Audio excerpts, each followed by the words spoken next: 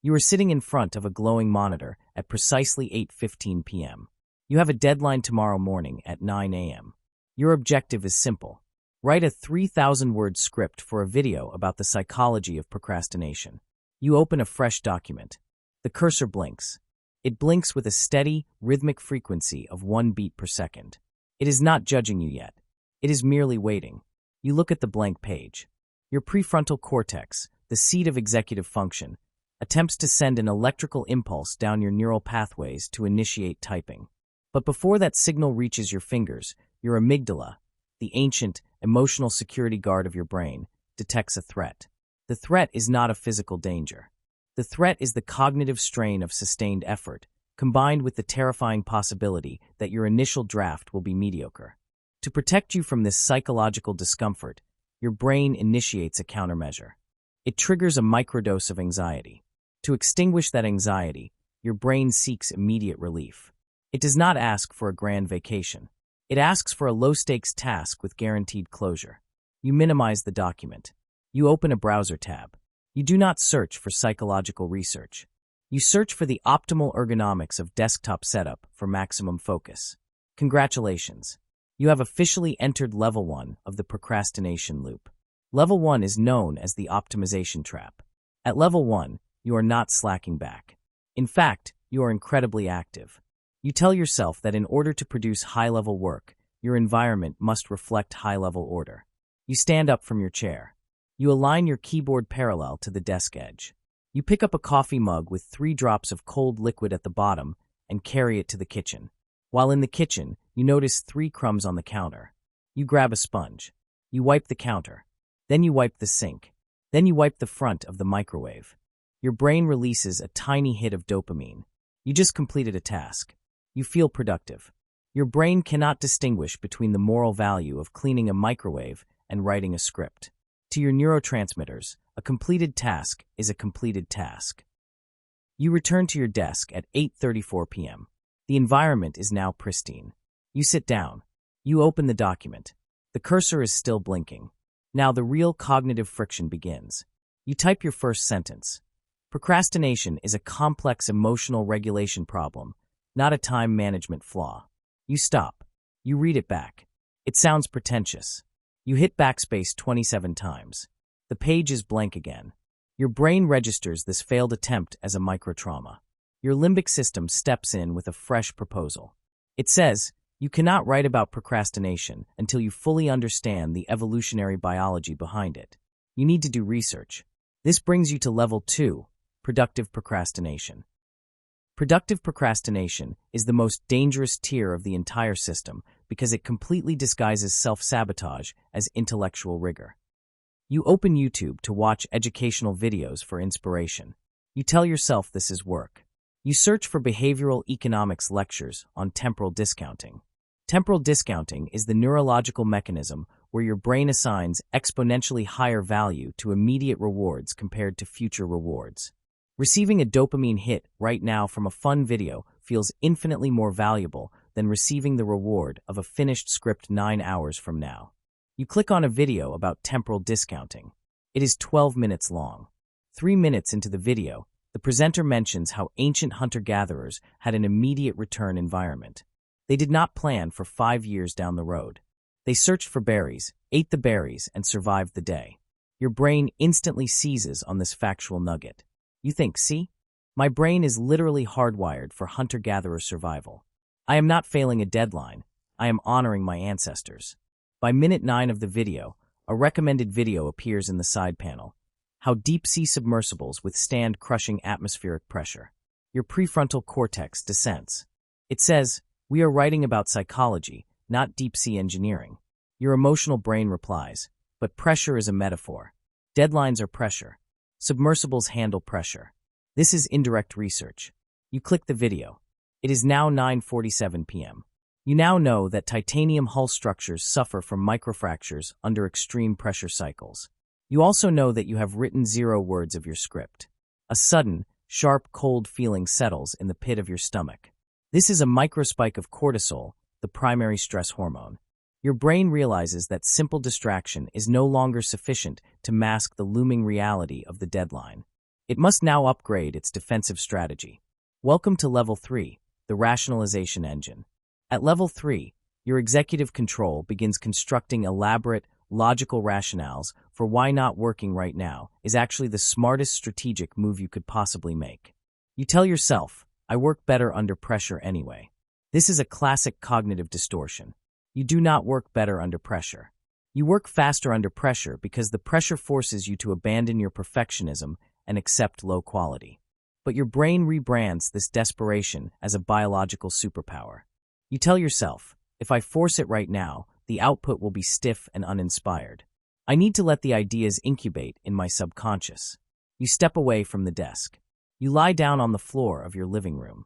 You stare at the ceiling fan. You tell yourself you are incubating. In reality, you are experiencing active psychological paralysis caused by effective forecasting errors. Effective forecasting is your brain's ability to predict how you will feel in the future. Right now, your brain predicts that writing the next sentence will feel like dragging your soul across broken glass. Because your brain wants to avoid that predicted pain, it convinces you that staying on the floor staring at a ceiling fan is an act of self-care. While on the floor, your phone's screen lights up. It is a notification from a social media app. A red dot. Your brain sees the red dot. The red dot promises unpredictable social rewards. In psychology, this is known as a variable ratio reinforcement schedule, the exact same mechanism that keeps people pulling levers on slot machines. You pick up the phone. You open the app. You scroll. You scroll past a video of a dog making a funny face. You scroll past a 30-second clip of a podcast host giving questionable financial advice. You scroll past an advertisement for ergonomic chairs. Your thumb flick is automatic. It requires zero cognitive load. Every flick provides a tiny, 3-millisecond burst of novelty that keeps your brain's pleasure center just satisfied enough to ignore the growing fire in your peripheral vision. You check the clock on your phone.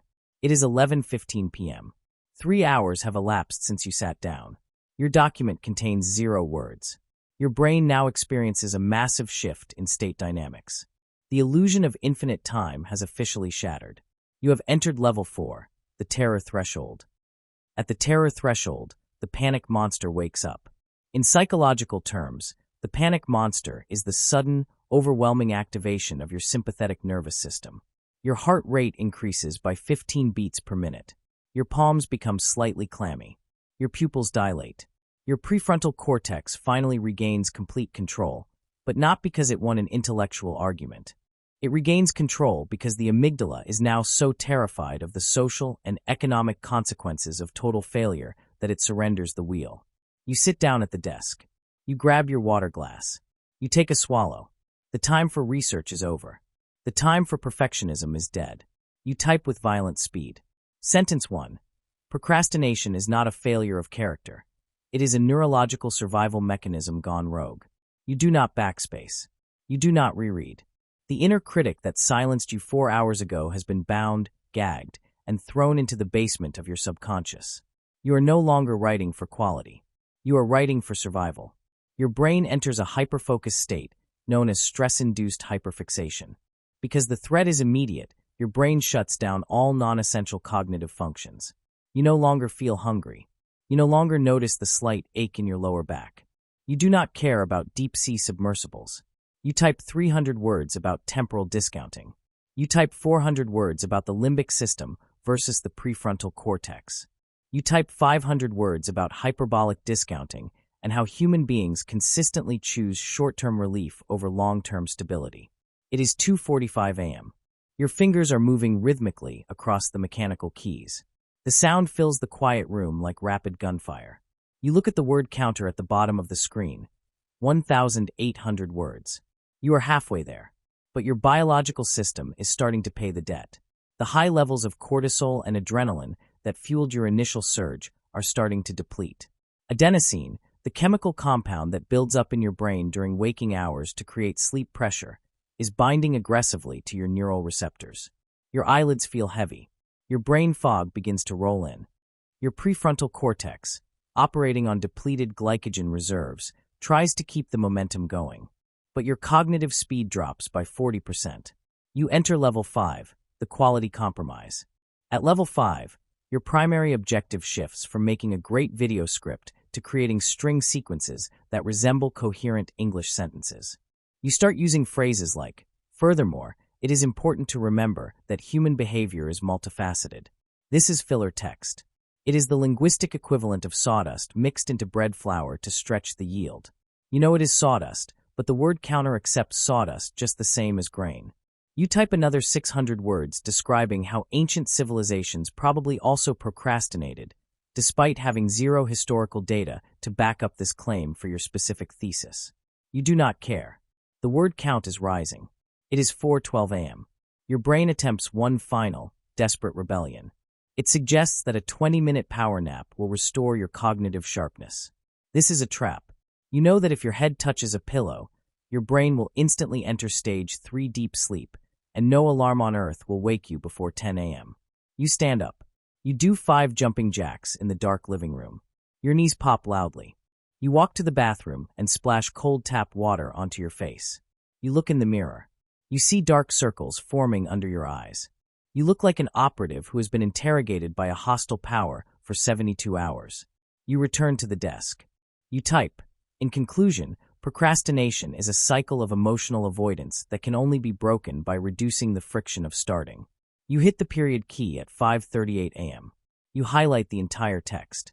You check the final word count, 3,140 words. You saved it. You survived. A massive surge of relief washes over your system. This relief triggers a flood of endorphins. You feel a bizarre, euphoric high. You tell yourself, "I did it. I pulled it off again." And right there, in that moment of sweet victory, the trap snaps shut forever. Because your brain just registered a catastrophic lesson. It learned that you can suffer through 7 hours of psychological torture, scroll social media for 3 hours, learn about deep-sea submersibles, clean the kitchen, experience intense existential dread, write the entire script in a 3-hour panic attack, and still achieve the outcome. Your brain has just experienced negative reinforcement. Negative reinforcement occurs when a bad outcome is avoided by executing a specific behavior sequence. Your brain does not remember the anxiety, the cortisol, or the sawdust sentences. It only remembers 2 things. You avoided the pain of working early, and you avoided the pain of missing the deadline. The neural circuit for chronic procrastination is not broken. It has just been reinforced and cemented for the next video production cycle. You close the laptop lid at 5:45 a.m. You walk to your bed. As your head sinks into the pillow, your brain sends one final, quiet thought before you drift into unconsciousness. Next time, we should definitely start earlier. And deep inside your subconscious, your limbic system smiles, knowing full well that next Tuesday, when the next script is due, it already has the deep-sea submersible video lined up and waiting for you.